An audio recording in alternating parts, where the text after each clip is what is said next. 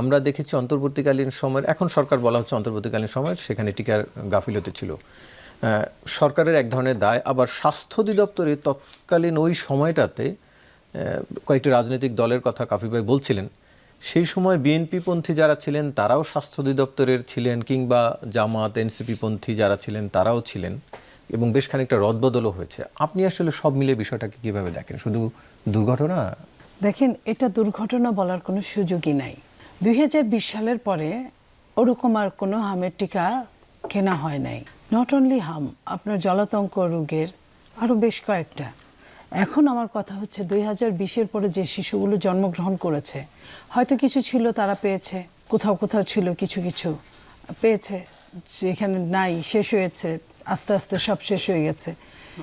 এই যে ইন্ট্রিম সরকার, যেটা স্বাভাবিক যে কাজগুলো, একটা পুলিশের পোশাক চেঞ্জ করলেন আপনাকে হাজার হাজার কোটি টাকা খরচ করে, অথচ যে সন্তান আজকের সন্তান আগামী দিনের ভবিষ্যৎ রাষ্ট্রনায়ক, যে সন্তানটা অনাগত আপনাকে একসময় টেনে নিয়ে যাবে, সেই সন্তানটাকে আপনি গলা টিপে হত্যা করলেন। এবং ইন্ট্রিম সরকার কি বলেছিলেন? এখানে বলেছিলেন যে আমরা নিজেরাই উৎপাদন করব, কিন্তু কোথাও কোনো উৎপাদনের কোনো মিনিমাম কোনো আমরা উদাহরণ দেখিনি যে শুরু করেছে বা করবে, বা জায়গা সিলেকশন করেছে বা মেশিন আনতে পাঠিয়েছে, এসব আমরা কিছুই দেখিনি। তো এই জায়গাটায় আমরা বলতে চাই যে এইখানের সাথে যারা যারা জড়িত, এটা একটা হত্যা মামলা। এই জায়গাগুলা আমি 2 দিন আগেও 250-র মধ্যে ছিলাম, হ্যাঁ, সেটা, এবং 19-20 হাজার আরও নতুন রুগী শনাক্ত, সেইখান থেকে যে মারা যাবে সেটাও আমরা বলছিলাম। যারা অলরেডি এই রোগে ভুগছে তাদের মধ্যে অনেকেই থাকবে না, কারণ তারা শিশু, তাদের ইমিউনিটি কম, তাদের সমস্যা আছে, তো তারা টিকা পায় নাই, প্রপার ট্রিটমেন্ট পায় নাই। তো এখন এটার জন্য আমি মনে করি যে বা যারা ওই স্বাস্থ্য মন্ত্রণালয়ের সাথে জড়িত ছিল, কেন কি কার হুকুমে হয় নাই, কার হুকুমে এটা কন্টিনিউ হয় নাই। আপনি বিএনপি সরকার আসার পর তার তো এটা কেনার কথা না। আরেকটা জিনিস আপনি খেয়াল করেন, সরকারি প্রসেসিংয়ের মধ্যে কিন্তু বেশ লেন্দি একটা প্রসেস সব জায়গায়। আপনি একজন মানুষকে দুস্থ তহবিল থেকে টাকা দিবেন, কোনো উপায় নেই, আপনার 1-2 মাস প্রসেস করতে হবে। ততদিনে কারো যদি পা ভাঙে, ওই পাটা গ্যাংরিন ধরে যাবে। তাতে কি করতে হবে? আপনার যদি দেওয়ার ইচ্ছা থাকে নিজের পকেট থেকে দিবেন, পারলে আপনি সরকারের থেকে নিয়ে রেখে দিবেন যদি আপনি বাঁচাতে চান, কিংবা আপনি যদি পয়সাওয়ালা হন নিজে থেকে দিয়ে দিলেন। এই তো এখন বিএনপি কি করেছে, অন্য অন্য জায়গা থেকে, যেটা আমি শুনলাম, আমার সাথে ডিজির কথা হয়েছে, অন্য অন্য জায়গা থেকে, যেমন আপনার করোনার কিছু টাকা ছিল, সেখান থেকে কিছু এইসব নিয়ে বাকিতে আপনার ইউনিসেফের কাছ থেকে নিয়েছে এই টিকাগুলো, এবং পর্যাপ্ত টিকা ইউনিসেফের কাছে ছিল, আছে এখন পর্যন্ত। তাহলে কেন তারা নিল না? এবং এই ইউনিসেফ তো বাংলাদেশে কাজ করে বহু বছর, যুদ্ধের পর থেকে বা আগে থেকে, কেন তারা নিল না? এটার একটা বিহিত করা উচিত। যেই হোক, অপরাধী যেই হোক, আমরা বলি রাষ্ট্র পরিচালনার জন্য অনেক সময় নৃশংস হতে হয়।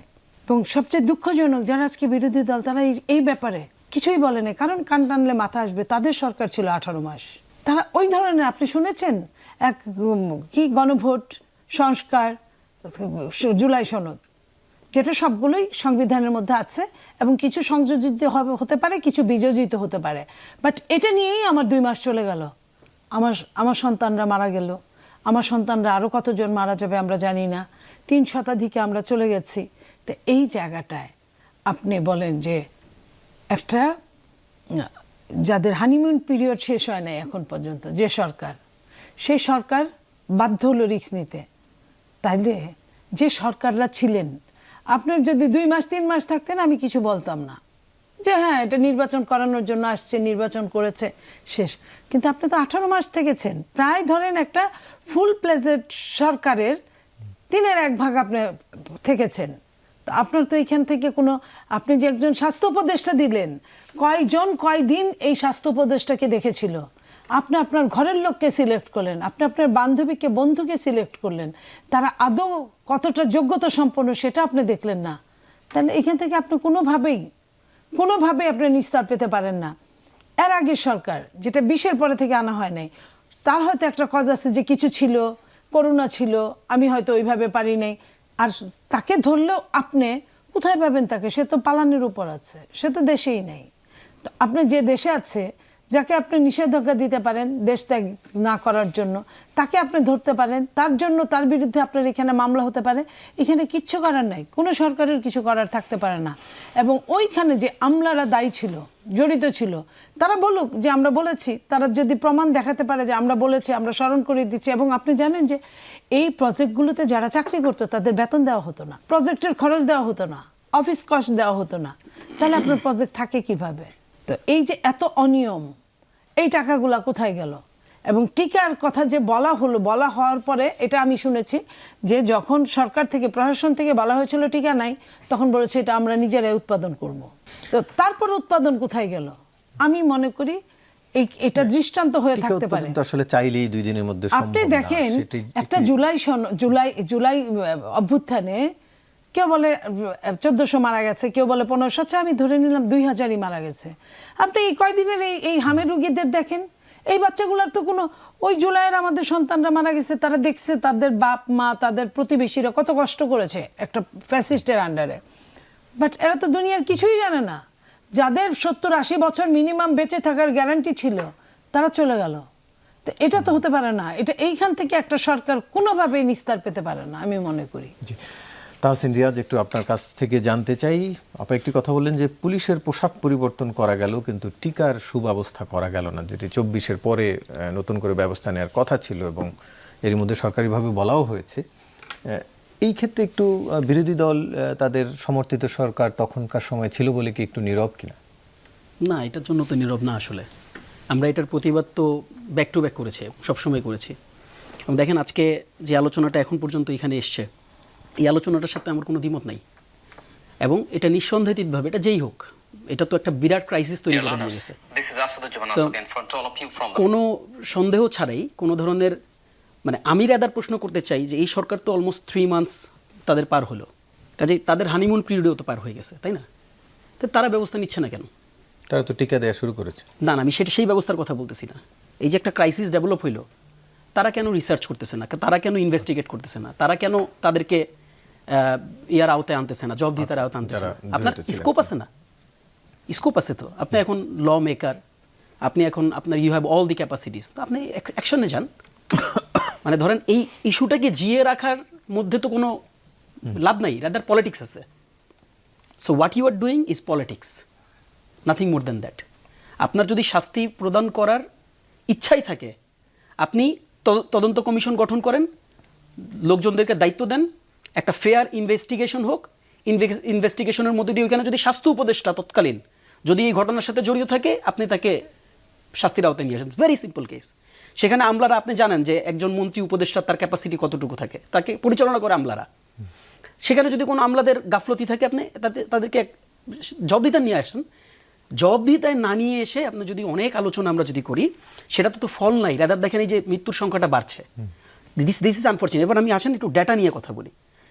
ডেটাটা আমাদের জানা দরকার। এটা আমরা না জানলে যেটা হবে, আমরা একটা মানে গোলকধাঁধায় আটকে থাকবো। দেখেন 2 এপ্রিল 2026 এখানে প্রথম আলো একটা রিপোর্ট করছে, খুবই ইনফরমেটিভ রিপোর্ট। রিপোর্টে 2 এপ্রিলের এই রিপোর্টে তাদের শিরোনাম করছে হচ্ছে হামে শিশুর মৃত্যু, আতঙ্ক, দোষারোপের রাজনীতি ও বাস্তবতা। খুবই ডিটেল রিপোর্ট, আপনি পড়ে দেখবেন। এখান থেকে মৌলিক একটা আলোচনা আমি জাস্ট বলে নিয়ে আসি। সেটা হচ্ছে 3টা কারণ, এখানে মোটা দাগে 3টা কারণ তারা দেখাইছে। এর মধ্যে প্রথম কারণ হচ্ছে অতিরিক্ত করতে গিয়ে, যেটা আমরা দেখছি, মানে রিয়েলিটি ভার্সেস ড্রিম। অতিরিক্ত করতে গিয়ে তৎকালীন যে স্বাস্থ্য উপদেষ্টা বা স্বাস্থ্য মন্ত্রণালয়, এরা একেবারে মারাত্মক ব্যর্থতার পরিচয় দিছে। এগ্রিড, আমার কোনো ডিসএগ্রিমেন্ট নাই। এবং এটার বিপরীতে আপনি কি করতে পারেন? অলরেডি আমি আমার অবস্থান বলছি, আমার দলের অবস্থান ওইটা, আমরা এটা বলছি। দ্বিতীয়, করোনার মহামারীর প্রভাব, এটা কিন্তু ডেটা রিপোর্ট, আপনি ভিতরে পড়লে তিনি এই ভুইফোর কোনো কথা বলেন না, একদম ডেটা দিছেন। করোনা মহামারীর প্রভাবে বিশ্বের অনেক দেশেই এটা আউটব্রেক করছে। এটা শুধু বাংলাদেশ না, পাকিস্তান, মিয়ানমার, শ্রীলঙ্কা, 30টা দেশে। তার মানে বাংলাদেশও ওয়ান অফ দি কান্ট্রিজ। এটা রিয়েলিটি। হ্যাঁ, আমি অবশ্যই এখানে ইয়াকে খুঁজতে হবে, আমার যার ব্যর্থতা তাকে খুঁজতে হবে, বাট রিয়েলিটিটাকে অ্যাড্রেস করতে হবে, নাহলে যেটা হবে এই লাশ নিয়ে রাজনীতি হবে। We do not want that. এরপরে তৃতীয়, খুবই গুরুত্বপূর্ণ, এটা নিয়ে অসংখ্য রিপোর্ট আছে, আমি আপনাকে সাপ্লিমেন্ট করবো যদি সময় আমাকে দেন। সেটা হচ্ছে মাঠের টিকার স্বল্পতা, জনবল ঘাটতি, কর্মীদের আন্দোলনের কারণে। এই কর্মীদের আন্দোলনকে নিয়ে সমকাল রিপোর্ট করছে। কর্মীদের আন্দোলন নিয়ে টপ মেইন স্ট্রিম অনেকগুলো পেপার পত্রিকা রিপোর্ট করছে। এর মধ্যে একটা জায়গায় হেডিংই করা হয়েছে, স্বাস্থ্য সহকারীদের আন্দোলনে পিছিয়ে গেল টিকা কার্যক্রম, হেডিং বাংলাদেশের মেইন স্ট্রিম পত্রিকার। ওই সময় কারা এই আন্দোলনগুলো করছে? অন্তর্বর্তী সরকার তো নিজের আন্দোলন করে নাই, নিজের বিরুদ্ধে তো নিজে আন্দোলন করা যায় না। তাহলে এখানে কারা আন্দোলন করছে এটাও একটি পার্ট অফ ইনভেস্টিগেশন, কিন্তু যে ওইখানেও আমাদেরকে ফোকাস করতে হবে। তার মানে 3টা মোটা দাগে কারণ আমরা পাই। দেখেন, এই বাচ্চাদের জানগুলো আমাদের কাছে গুরুত্বপূর্ণ। এই গুরুত্বপূর্ণ জীবনগুলোকে বাঁচানোর জন্য আমাদের ফ্যাক্ট ফাইন্ডিং প্রসেসের মধ্যে দিয়ে যাইতে হবে, তাহলে আমরা প্রসেসটাকে ফলো করতে পারবো। এবার আসেন আমি আরেকটা ফরম্যাট নিয়ে ডিসকাস করি। আমি আগেই বলছি, মিসফ্রেম হইতে পারে, এখানে অন্তর্বর্তী সরকারের তৎকালীন স্বাস্থ্য উপদেষ্টা এবং তার পুরো প্যানেলের একটা বিরাট রকম ঘাটতি আছে। কিন্তু রিপোর্ট কি বলতেছে আপনি জানেন যে ফ্যাক্ট ফাইন্ডিং টিম এখন অনেকগুলো মানে ভালো মানের ফ্যাক্ট ফাইন্ডিং টিম কাজ করে। তাদের ডাটা বলতেছে বাংলাদেশে ওই সময়, তৎকালীন সময়, যেমন আপা বলছেন টিকা কিনা হয় নাই, ওই সময় হচ্ছে তারা 2,90,00,000 টিকার হচ্ছে তারা অর্ডার করে রাখছিল এবং 2 কোটি টিকা বাংলাদেশে আসছে। 90 লক্ষের একটা ঘাটতি ছিল, এই 90 লক্ষ টিকা এটা ওই সময়কাল মধ্যে চলে আসার কথা ছিল, এটা ডেটা বলতেছে। এবং এটা নিয়ে একটা মিসকনসেপশন তৈরি হয়েছিল, আপনার নিশ্চয়ই ভুলে যাওয়ার কথা না, যে টিকা কেনা হয়নি, টিকা কেনা হয়নি। তখন কিন্তু এইটার কাউন্টার পার্ট থেকে আমরা টিকার ডকুমেন্ট সহ আমরা এই জিনিসগুলো পেয়েছিলাম। আরেকবার বলি, আমি কিন্তু কাউকে ডিফেন্ড করতেছি না, ব্যর্থতা খুঁজতে হবে। এবং রিপোর্ট বলতেছে, এটাও মেইন স্ট্রিম মিডিয়াগুলোতে আসছে, রিপোর্ট বলতেছে 2025-এ প্রথম ধাপে তাদের কাভারেজ ছিল অলমোস্ট 92% এবং দ্বিতীয় ধাপে কাভারেজ ছিল 90%। এবং আরেকটা ইনফরমেশন দিই আমি আপনাকে, this is very important to understand. আমরা বারবার বলতেছি we are talking about a very sophisticated thing, এটা বাচ্চার জান নিয়ে কথা বলতেছি আমরা, we are not joking, we are not doing like fun. দেখেন, স্বাস্থ্যমন্ত্রীকে যখন জিজ্ঞেস করা হইলো যে অবহেলাটা কোথায় হয়েছে, স্বাস্থ্যমন্ত্রী আরেকটা ক্রিটিক্যাল ফ্যাক্টকে অ্যাড্রেস করছেন এবং তারা এই সিদ্ধান্তটা পরবর্তীতে চেঞ্জ করছেন। সেটা হচ্ছে, আপনি জানেন করোনা টিকার প্রথম ডোজ দেওয়া হয় 9 মাসে, দ্বিতীয় ডোজটা দেওয়া হয় 15 মাসে।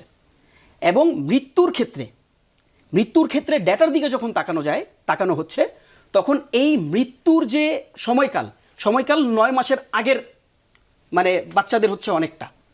কাজেই খেয়াল করে দেখবেন, এই বর্তমানে যিনি মন্ত্রী আর কি, ফুল ক্যাবিনেট মন্ত্রী যিনি, স্বাস্থ্যমন্ত্রীর পক্ষ থেকে কিন্তু এই পয়েন্টে অ্যাড্রেস করে তিনি কিন্তু এখন এই যে সময় টিকাদানের যে সময়কাল 9 মাস থেকে কিন্তু এখন 6 মাসে করা হয়েছে। তার মানে এটা ট্রু না, এটা মানে মিথ্যা না, এটা ফ্যাক্ট।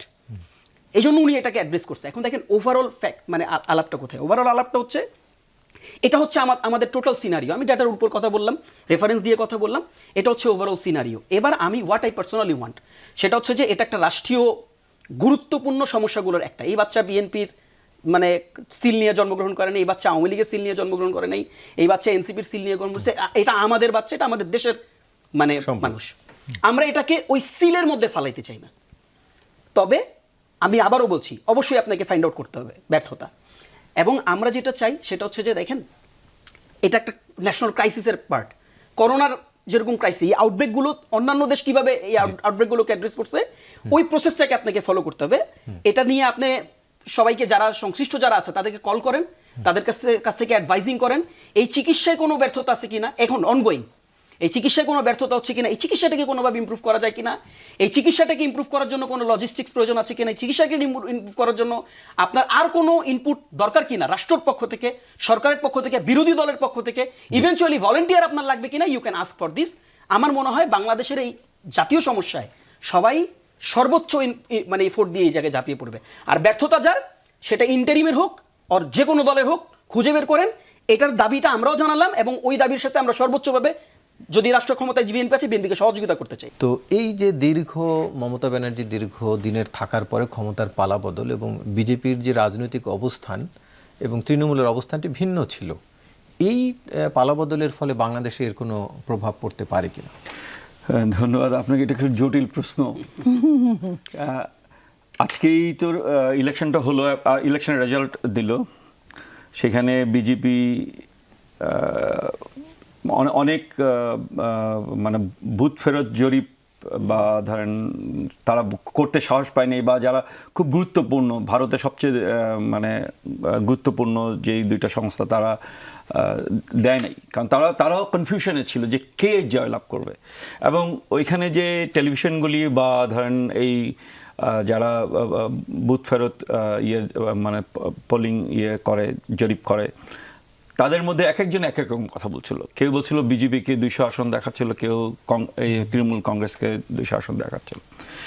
এবং এইটা ঠিক, আজকে মমতা ব্যানার্জি বিজেপির বিরুদ্ধে বলছেন, কিন্তু এই বিজেপিকে টেনে নিয়ে আসছিলেন কিন্তু মমতা ব্যানার্জি। 34 বছরের বাম সরকারকে সরানোর জন্যই মমতা ব্যানার্জি বিজেপি সরকারের সঙ্গে ছিলেন, বিজেপি সরকারের মন্ত্রী ছিলেন, রেলমন্ত্রী ছিলেন, অটল বিহারী বাজপেয়ী সরকারের রেলমন্ত্রী ছিলেন, এবং তিনি বিজেপির সাথে মিলেই বাম সরকারকে হটানোর চেষ্টা করেছেন। এখন অনেকে বলে যে আরএসএস তার আরেকটা মানে ভারতীয় যে রাষ্ট্রীয় স্বয়ংসেবক সংঘ, তারা যাদের মানে সংগঠন হচ্ছে বিজেপি, তারাই মনে করছে যে মমতা ব্যানার্জি এখানে তাদের পারপাস সার্ভ করছে। ফলে আজকে যখন মমতা ব্যানার্জির 15 বছরের শাসনের অবসান ঘটল, তখন বিজেপি খুশি হলেও হয়তো অনেকেই খুশি হয় নাই। এবং ওইখানকার যে বামপন্থী দলগুলি আছে, তারা এটাকে চিহ্নিত করেছে যে মমতা ব্যানার্জি গত 15 বছরের দুঃশাসন, অপশাসন এবং দুর্নীতি, এইগুলির প্রতি মানুষের যে বিরাগ, সেই বিরাগের ফলে মমতা ব্যানার্জি পরাজিত হয়েছেন। এবং তারা এই সাথেও এটা বলেছেন যে সারা ভারতবর্ষে যেই উগ্র সাম্প্রদায়িকতা আপনার বিজেপি ছড়িয়ে দিয়েছে, সেই উগ্র সাম্প্রদায়িকতার মানে যে ফল, সেইটা পশ্চিমবঙ্গে আসবে। এবং তারা মনে করেন যে পশ্চিমবঙ্গের জনগণ হয়তো আগামী নির্বাচন তাদের বিরুদ্ধে অবস্থান নেবে, সেগুলি হয়তো তাদের চিন্তা। কিন্তু এই যে বিজেপি ক্ষমতায় আসলো এবং তার আগে এসআইআর করে যেভাবে তাদের 27 লক্ষ সম্ভবত ভোটারকে, বিশেষ করে মুসলিম ভোটারদেরকে ভোটার লিস্ট থেকে বের করে দিল, এবং এটা একটা হাস্যকর ইস্যু যে আপনার 90 লক্ষ কিন্তু ফাইনালি মানে কোর্টের রায় 27 লাখ। মীর জাফরের বংশধরকে, পুরো বংশধরকে তারা নির্বাচন থেকে হচ্ছে বঞ্চিত করেছে। তো এই যে এইভাবে আপনার ভোটার লিস্টকে নিজেদের মতো কাটছাট করে যে নির্বাচন করার পদ্ধতি, যেমন আসামে ডিলিমিটেশন করেছে, নিজেদের ইচ্ছা মতো ডিলিমিটেশন করেছে যাতে কংগ্রেস জয়লাভ করতে না পারে। এই যে আজকে একজন বলছিলেন যে ইলেকশনের যেই প্রযুক্তিগত বিষয়গুলি, সেইগুলি ব্যবহার করে হচ্ছে বিজেপি জয়লাভ করছে। এবং এই জয়লাভের মধ্যে দিয়ে যেই ঘটনাটা ঘটবে, আমাদের এই রিজিয়নে, বিশেষ করে আমাদের সীমান্তবর্তী এলাকাগুলিতে যে উত্তেজনা তৈরি হবে, এবং আমাদের দেশে যেই হিন্দু মুসলিম যেই পলিটিক্সটা কোনো দল করতে চাচ্ছে, তারা আরও জোরে সোরে এই কাজটা করবে। এবং পুরো ভারত মানে পশ্চিমবঙ্গের এই নির্বাচনে তাদের দেশের স্বরাষ্ট্রমন্ত্রী 16 দিন ধরে পশ্চিমবাংলায় ছিলেন, সেখানে বসে হিন্দু মুসলিম এই কার্ড খেলে, এবং পুরো ভারতবর্ষের ইতিহাসে এত বড় হিন্দু কনসলিডেশন আর কোনো নির্বাচনে হয় না। প্রায় 65-66% হিন্দু নাকি আপনার, আমি একটা ইয়েতে পড়লাম যে মানে বিজেপিকে ভোট দিছে। It's a big consolidation. তো এই যে পুরা সাম্প্রদায়িকীকরণ, মানে রাজ্যের মধ্যে সাম্প্রদায়িকীকরণ, এইটা তো একটা খুব খারাপ মেসেজ দিচ্ছে। এবং পশ্চিমবঙ্গকে বলা হতো, জ্যোতি বসু এটা বললেন যে শাসক যদি সাম্প্রদায়িকতা না করে, তাহলে মানে দাঙ্গা না করে, তাহলে সেখানে দাঙ্গা হতে পারে না। ফলে এই যে মানে জ্যোতি বসুর আমল থেকে মমতা ব্যানার্জি হয়ে যে বিজেপি হলো, এই যে সাম্প্রদায়িকীকরণ হলো, এইটার ফল কিন্তু বাংলাদেশেও কিন্তু আমাদেরকে ভোগ করতে হবে। এবং এখানেও আমাদের দেশে সাম্প্রদায়িক যে দল আছে, যেই দল মানে কি বলে আল্লাহর আইন কায়েম করতে চায়, সৎলোকের শাসন কায়েম করতে চায়, তারাও কিন্তু এই নির্বাচনের সময় বিভিন্ন জায়গায় ইভেন কি বিএনপির বিরুদ্ধে এই মুসলিম কার্ড খেলেছিল। এই মুসলিম কার্ড, এটার ফলে আরো মানে কঠিনভাবে আমাদের দেশে মুসলিম কার্ড খেলার চেষ্টা করা হবে। তাহসিন রিয়াজ, একটু আপনার কাছ থেকেও একই বিষয়ে জানতে চাই। যেহেতু বাংলাদেশের সাথে সীমান্ত রয়েছে পশ্চিমবঙ্গের একটি বড় অংশের, ফলে এটি এই সীমান্ত রাজনীতিতে একটি প্রভাব ফেলতে পারে কিনা, বা আমাদের নতুন করে ভাবনার বিষয় রয়েছে কিনা? যে অবশ্যই এটা নিয়ে তো সিরিয়াস একটা কনসার্ন আছেই, কারণ আপনি দেখেছেন যে ইতিমধ্যে মানে যাকে আমরা সম্ভাব্য মানে সিএম হিসাবে দেখছি আর কি, তার কমেন্টগুলো তো ইতিমধ্যে সোশ্যাল মিডিয়াতে খুব সিভিয়ারলি চাউর করেছে, এবং তিনি কিন্তু ইতিমধ্যে মানে বাংলাদেশের কনটেক্সটে একটু সিভিয়ার কমেন্ট অলরেডি তিনি করেছেন। সেটা হচ্ছে যে বাংলাদেশে হচ্ছে একমাত্র বৈধ প্রধানমন্ত্রী, কারেন্ট গভর্নমেন্টকেও তিনি অবৈধ বলেছেন আর কি। সো এই কনটেক্সটটা তো ডেফিনেটলি মানে উই নিড টু আন্ডারস্ট্যান্ড যে আসলে কেসটা কীভাবে যাচ্ছে। এবং আপনি দেখেন যে যেই প্রসেসের মধ্যে দিয়ে বিজেপির চেটিয়া একটা আধিপত্য পশ্চিমবঙ্গে আমরা দেখলাম, হিস্ট্রি যদি আপনি রিকল করেন 2001, 6, 11 এবং তারপর 16, মানে খুব গ্র্যাজুয়ালি আমরা 1-6 দেখলাম যে একেবারে বামের একচেটিয়া আধিপত্য, তারপর তৃণমূল কংগ্রেস, এবং গ্র্যাজুয়ালি 2021-এ আমরা যেই কামব্যাকটা হচ্ছে বিজেপির কাছে 77টা আসন আই গেছে আমি যদি ভুল না করি, যেই কামব্যাকটা ওরা করলো, তখনই কিন্তু এটা মানে ডিসকাশনেই ছিল যে হয়তো বিজেপি একটা একচেটিয়া মনোভাব নিয়েই হচ্ছে পশ্চিমবঙ্গের দিকে আগাচ্ছেন। পশ্চিমবঙ্গ তো আসলে একটা কালচারাল হাবও ইনফ্যাক্ট ইন আ ওয়ে আর কি। কাজেই সেখানে একটা বাম আধিপত্য, ইভেন মানে মমতা ব্যানার্জির যিনি যেটা ব্যাক মানে যদি আপনি বলেন তার পড়াশোনার যে ক্ষেত্রবিন্দু যদি আমরা বলি, তিনি তো লেফট পলিটিক্স থেকেই আসলে ইনফ্লুয়েন্সড, এবং সব মিলে এবার মানে পুরো ঘটনাটা আমাদের জন্য একটা কনসার্নিং কেস। কারণ দেখেন, একটা হচ্ছে আপনি যদি কেন্দ্রীয় সরকারের দিকে তাকান, কেন্দ্রীয় সরকারের সাথে হয়তো আপনার একটা ভালো আন্ডারস্ট্যান্ডিং সম্পর্কের একটা বিষয় আছে, কিন্তু এটা কেন কনসার্নিং দেখেন, আমি একটা যে ছোটো জিনিস রিকল করে দিই আপনাকে। তিস্তা নিয়ে যখন আলাপ হচ্ছিল, তিস্তা একটা পজিটিভ জায়গায় ছিল, এই পজিটিভ জায়গায় শুধুমাত্র মানে পশ্চিমবঙ্গের মুখ্যমন্ত্রীর কিন্তু একটা ভেটোর কারণে আমরা তখন আগাতে পারিনি, মমতা যিনি তৎকালীন মুখ্যমন্ত্রী, তো তার ভেটোর কারণে তার মানে পাওয়ার হোল্ডিং ব্যাপারটা কেমন, মানে একজন সিএম সে কিন্তু খুব একচেটিয়া পাওয়ার প্র্যাকটিস সেখানে করতে পারে। আর এখন যদি মানে যারা এখন ক্ষমতায় আসীন হচ্ছেন তাদের যে মনোভাব বাংলাদেশ সম্পর্কে, বাংলাদেশের মানুষ সম্পর্কে, বাংলাদেশের রানিং গভর্নমেন্ট রুলিং গভর্নমেন্ট সম্পর্কে, বা বাংলাদেশের যে একটা ডেমোক্রেটিক একটা ট্রানজ্যাকশনের মধ্যে দিয়ে গেছে, এই টোটাল কনটেক্সট সম্পর্কে তাদের যে মনোভাব, এই মনোভাবটা তো আসলে আমাদের ভাববার বিষয়। এবং আমাদের এই সাম্প্রতিক ঘটনাগুলোর দিকে যদি আপনি তাকান, যে যেভাবে করে পুশিং করা হচ্ছে বর্ডারে, আমি এক্স্যাক্ট ফিগারটা ভুলে গেছি, খুবই ইনফরমেটিভ একটা আমি পড়ছিলাম মাঝখানে, পুশিনের ঘটনা কিন্তু একেবারে রিমার্কেবল, এবং এটাও খুব বড় পরিসরে হচ্ছে এখন। মানে কারেন্ট কনটেক্সট থেকে এই নির্বাচন পরবর্তী যে সহিংসতা, আপনি বিভিন্ন জরিপ কিন্তু এটা ইতিমধ্যেই পশ্চিমবঙ্গে কেন্দ্র করে যারা যেটা বললেন যে বুথ ফেরত যে জরিপগুলো হয়, সেগুলোতেও কিন্তু এই আশঙ্কার কথা একেবারেই কিন্তু বড় করে আসছে যে পশ্চিমবঙ্গের বড় রকম মানে এথনিক ক্লিনজিং, ওই জায়গায় যদি আমরা মুসলমানদেরকে মানে ছোট সংখ্যা যদি গ্রুপ বলি, তাদের উপরে এটা কিন্তু আসতে পারে। অন্যভাবে যেটি আপনি উদাহরণ দিচ্ছিলেন যে তখন মমতা ব্যানার্জির ভেটোর কারণে চুক্তিটি হয়নি, এখনকার সরকার তো কেন্দ্রীয় সরকার এবং রাজ্য সরকার একই দলের, ফলে সেটির ক্ষেত্রে দলের কেন্দ্র সরকারের মনোভাবটাই ওইটা হইলে ঠিক ছিল, মানে ওইটা হইলে হয়তো এটা ঠিক ছিল। আরেকটা ব্যাপার কি, আরেকটা ব্যাপার দেখেন, এটা আমাদের বাংলাদেশে, এটা ওনারা অনেক সিনিয়র, ওনারা আরো ভালো জানবেন, কিন্তু দেখেন মানে ভারতের বৃষ্টিতে আমাদের ছাতা ধরার অভিজ্ঞতা কিন্তু নতুন না। ওই সময় যখন শেখ হাসিনা ছিল, আমরা দেখতাম যে মোদি এবার আসলে বোধহয় শেখ হাসিনার পতন হবে, এরপর যদি এবার কোনো রকম রাহুল গান্ধী চলে আসে শেখ হাসিনার পতন হবে, আমরা কিন্তু ওই সময় ছাতাগুলো ধরতাম আর কি। তো এটা একটা ইম্প্যাক্ট, ডেফিনেটলি ইম্প্যাক্ট। আপনি যে প্রশ্নটা করছেন যথার্থ, যে কেন্দ্রীয় সরকারের সাথে তো মানে এই গভর্নমেন্টের হয়তো একটা ভালো সম্পর্কের জায়গায় আমরা আস্তে আস্তে দেখতেছি ভারতের সাথে আগাচ্ছে।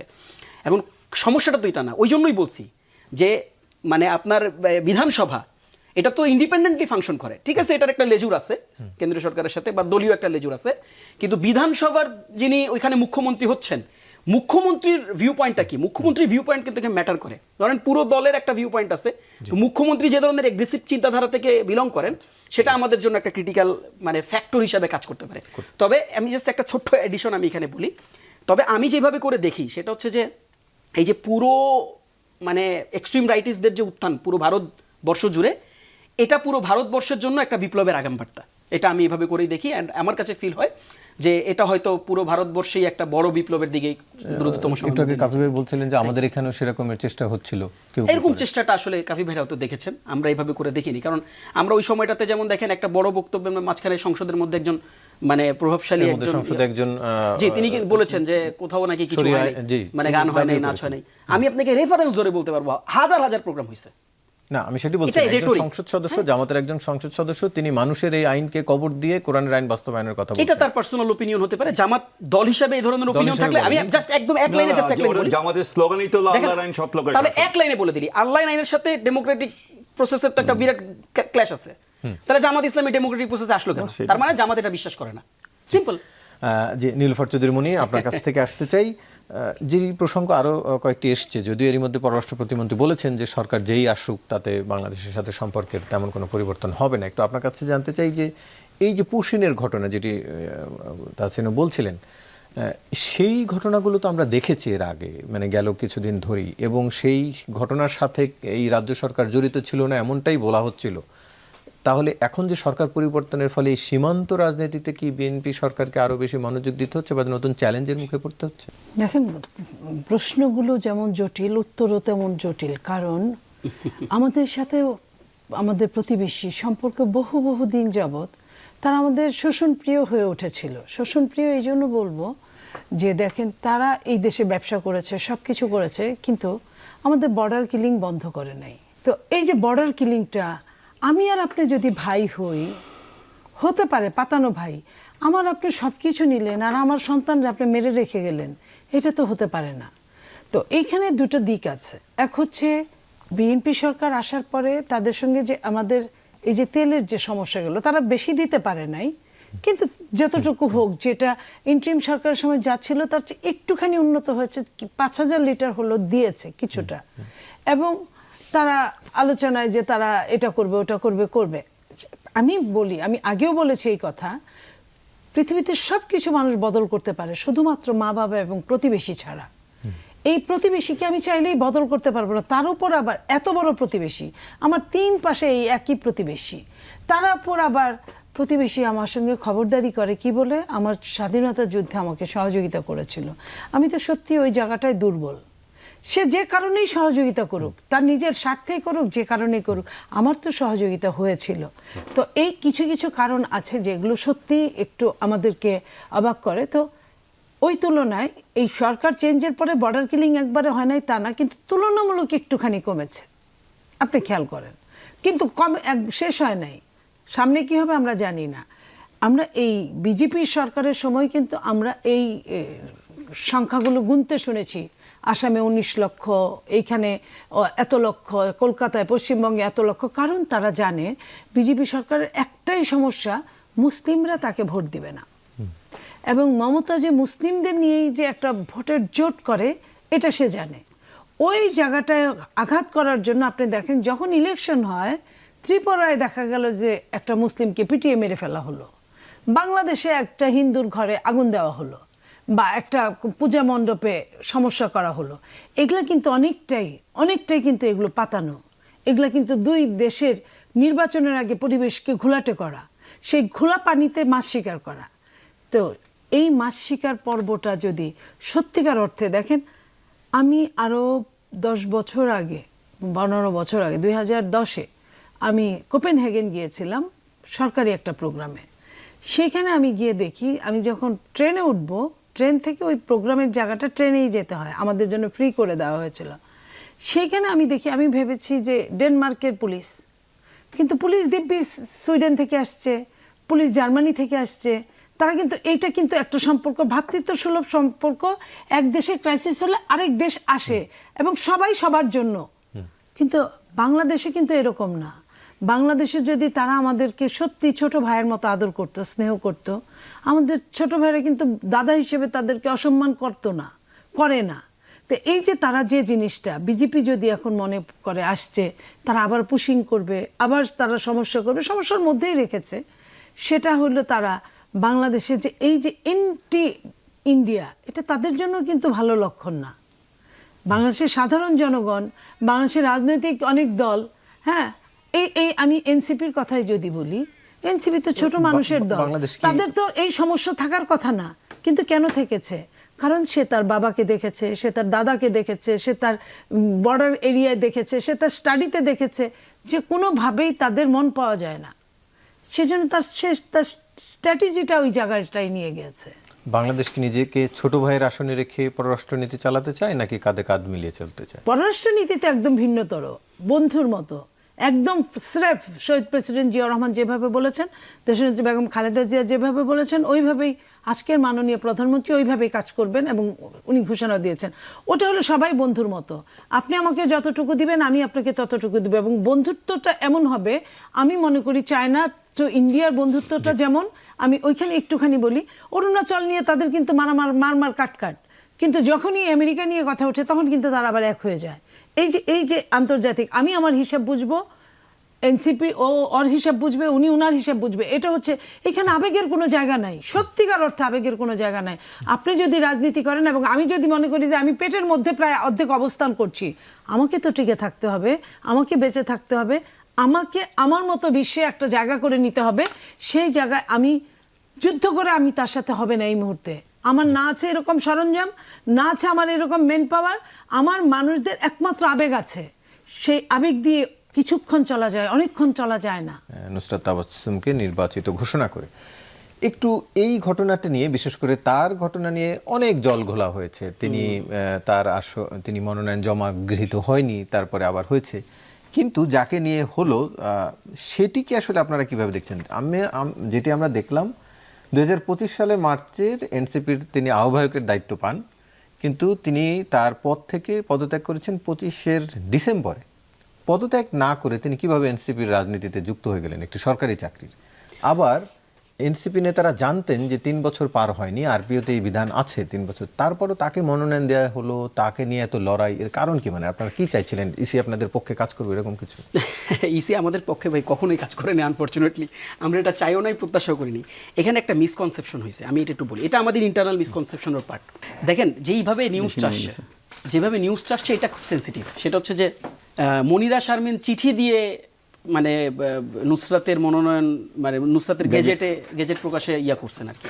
সেটা না হয় আমি বাদও দিলাম, আমি বলি একটু এটা দরকার আছে, এটা আলোচনাটা দরকার আছে। আজকের সারাদিনই মোটামুটি এটাই স্ক্রোল হয়েছে, গতকালকেও সেম। দেখেন ব্যাপারটা এরকম হয় না, ব্যাপারটা হচ্ছে যে যখন কোর্টে একটা রিট দায়ের করা থাকে, দায়ের করা অবস্থায় ইসির একটা মানে লিমিটেশনস থাকে যে ওইখানে সে রায় দিতে পারে না। এবং মনিরা শারমিনকে বেসিক্যালি ইলেকশন কমিশন থেকেই মনিরা শারমিনকে বলা হয়েছে যে আমরা তো এটা এমনি দিতে পারবো না, আপনি আমাদেরকে এটা অফিসিয়ালি লিখে আমাদেরকে অবহিত করেন। এখানে ফাইটটাকে যেভাবে দেখানো হয়েছে বড় পিকচারে, যে একই তো ঘটনা দাঁড়ালো না, মানে একই তো কথা দাঁড়ালো আসলে না। ইটস ওকে, আপনি কোন কথাটা কি দাঁড়াচ্ছে একটু আরেকবার বলেন। মানে এই যে নুসরাত তাবাসসুমের গেজেট না দেওয়ার জন্য একটা হচ্ছে প্রোঅ্যাক্টিভলি একটা রোল নেওয়া, আর একটা হচ্ছে ইসি তাকে সাজেস্ট করতেছে যে আপনি একটা লেটার দিয়ে রাখেন ফর দি ক্লারিফিকেশন, যে আপনি একটা রিড করছেন, আমি দিতে পারবো না, আপনি একটা চিঠি দিয়ে, এটা এইভাবে করে আসছে। তো দেখেন এখন সব কথা তো আর আপনি মানে ইসি তো আর সব কথা আপনাকে বলে দিবেন, ইসির প্রসেসে কিছু কাজ করবে। ইসি এটাকে ডকুমেন্টেশন করার জন্য মনিরাকে দিয়ে চিঠিটা লেখাইছে, বাট দি ওয়ে মানে দিস হ্যাজ পোর্ট্রেড যে এই যে ধরেন একদম ক্ল্যাশ মনিরা শারমিন হইলো নুসরাতকে ধরে রাখছে, ব্যাপারটা এরকম না। এবং এটা লম্বা সময়ের সহযোদ্ধা তারা। মনিরা শারমিনের একটা পলিটিক্যাল লেগেসি আছে। মনিরা শারমিন কিন্তু তৎকালীন সময়ে নিপীড়ন বিরোধী ছাত্র জোট থেকে কিন্তু ইলেক্টেড ভিপি ছিলেন রোকেয়া হলের। এবং নুসরাতের ব্যাপারে আসলে নতুন করে বলার কিছু নাই, they have been doing politics for long.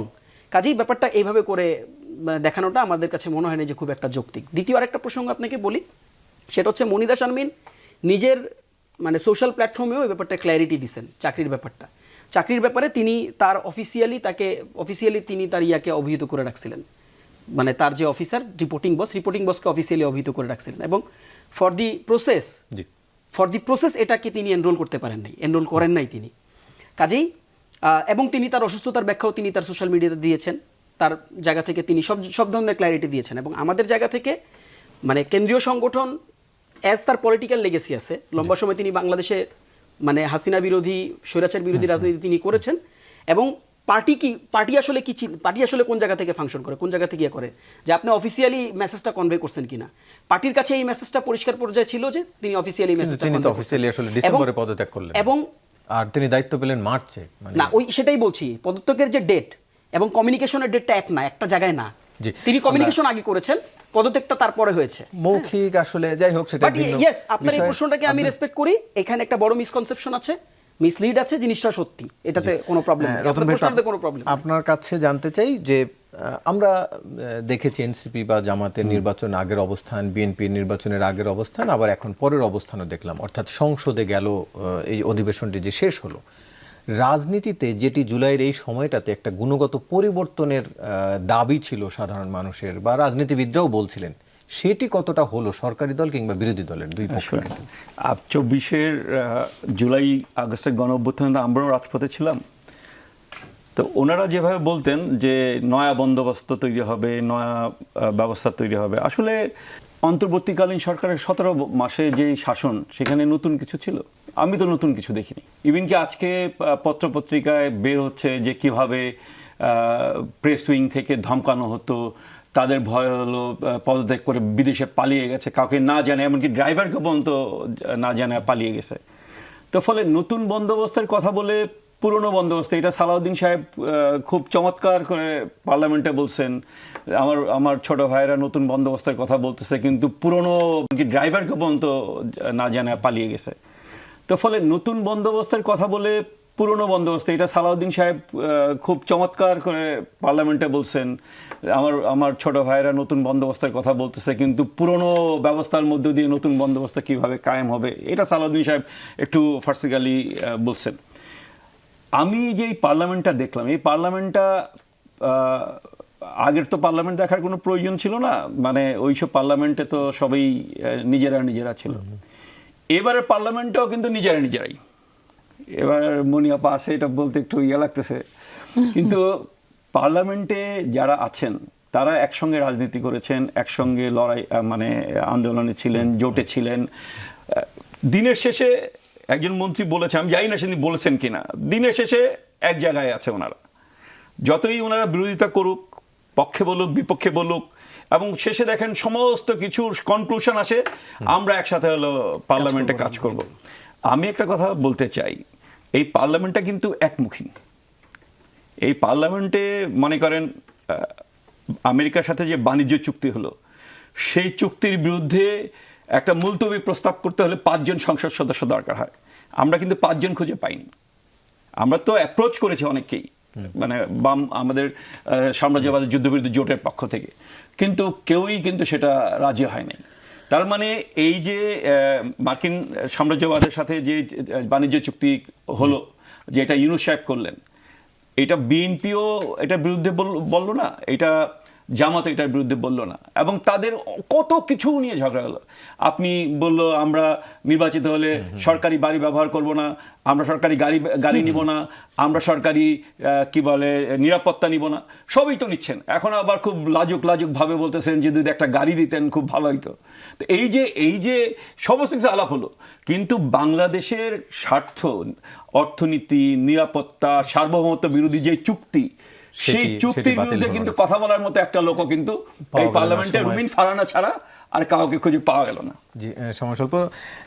Nilufar Chowdhury মনিয়াপা, একটু আপনার কাছ থেকে জানতে চাই, নতুন বন্দোবস্তের কথা বলছিল সবাই, কিন্তু অনেক কথা পুরনোর সাথে মিলে যায়। আজকে আইনমন্ত্রী বলছিলেন মব হচ্ছে জনগণের প্রতিক্রিয়া, এটি তিনি আজকের একটি অনুষ্ঠানে বলেছেন। একই রকমের সুর আমরা অন্তর্বর্তীকালীন সরকারের সময় যারা ছিলেন দায়িত্বরত প্রেস সেক্রেটারির কাছ থেকে শুনেছিলাম, কিন্তু মব নিয়ে আপনারা অনেক প্রতিবাদ করেছেন, অনেক কথা বলেছেন, একই রকম হয়ে গেল না? মানে আমরা এখনো মব নিয়ে প্রতিবাদ করি, কথা বলি, এবং মব যে আস্তে আস্তে কমার দিকে, আমরা কিন্তু এটাও বলি এখনো কমার দিকে। এখন আইনমন্ত্রী কেন বলেছেন এটা বুঝতে হবে। অনেক সময় লাইন ধরে ফটো কার্ড ছেড়ে দেয়, কিন্তু আগে পরের হিসাবটা করে না। আগে পরে নিশ্চয়ই ওইখানে হয়তো কোনো কিছুর অবতারণা হয়েছিল। আমি নিজেও অনেক সময় এই বটবাহিনীর দ্বারা এখন পর্যন্ত রাইট নাও আমি সাফারার, বাট কি বললাম সেটা কিন্তু তাদের জানে, তাদের বিপক্ষে গেছে। এটাই হচ্ছে আমার বড় দোষ। তাদের বিপক্ষে কেন গেল? রাষ্ট্রের, ধর্মের, সমাজের বিপক্ষে জানে, শুধু তাদের বিপক্ষে গেছে। সত্য কথা বলার জন্য আমি সবসময় সমস্যায় পড়ি। তো এইটা আমি আইনমন্ত্রীর ওটা দেখতে চাই। কিন্তু আপনি দেখেন মব নিয়ে কিন্তু স্বরাষ্ট্রমন্ত্রী কথা বলছে, এর আগে যা হয়েছে এগুলার বিচারের আওতায় এসছে তড়িৎ গতিতে, সেটা তো। ওই অর্থ কি কমেছে? একটি প্রতিবেদন, একটি মানবাধিকার সংগঠন বলছে এপ্রিল মাসে গণপিটুনিতে 21 জন নিহত হয়েছেন। দেখেন এটা আসলে আমি বলবো না যে চরমভাবে কমেছে। আপনি যদি ওই হিসাবটা করেন ইন্টারিম সরকারের ওই তুলনায়, এখন এইখানে কোন কারণে কিসের জন্য কি হয়েছে, আগে যেমন ধরেন একটা মানুষকে রাস্তায় পিটিয়ে মেরে ফেলা হতো শত্রুপক্ষকে, সেটা কতটুকু হয়েছে সেটা দেখতে হবে। সেটা এখন ধরেন ব্রাহ্মণবাড়িয়ায় ঝগড়া করতে গেলে, মারামারি করতে গেলে টুটা আসে, এখন কিছু এরিয়ায় আছে, এটাকে আপনি কিভাবে করবেন? আর একটা দেখা গেল যে 5 টাকা নিয়ে মারামারি করে 3 জন শহীদ হয়ে গেছে, সেটা অন্য হিসাব। আর আপনার সত্যিকার অর্থে যে রাস্তায় চলাফেরায় বাক স্বাধীনতায় কতটুকু, সেটুকু আমাকে বুঝতে হবে। এবং আমাদের সরকার এটা এই মপকে সরানোর জন্য বদ্ধপরিকর, আমি এটুকুই বলতে চাই। একদম ছোট করে আমি একটু 10 just সেকেন্ড। দৌলতপুরের যে ঘটনাটা, কুষ্টিয়ার খুবই সিগনিফিকেন্ট ঘটনা, এটা এই সরকারের সময় হয়েছে এবং একেবারে জাতীয় দৈনিক হ্যাঁ, টপ সবগুলো লাইন, দৈনিকে এসেছে, একেবারে সবগুলো ছবি সহ ছাত্রদল নেতা জুবায়ের, বকুল, না, সেখানে কিন্তু সুজন, মামলা হয়েছে জামাতের একজন এবং ছবি সহ প্রকাশ হয়েছে, কিন্তু এদেরকে অ্যারেস্টও করা হয় নাই।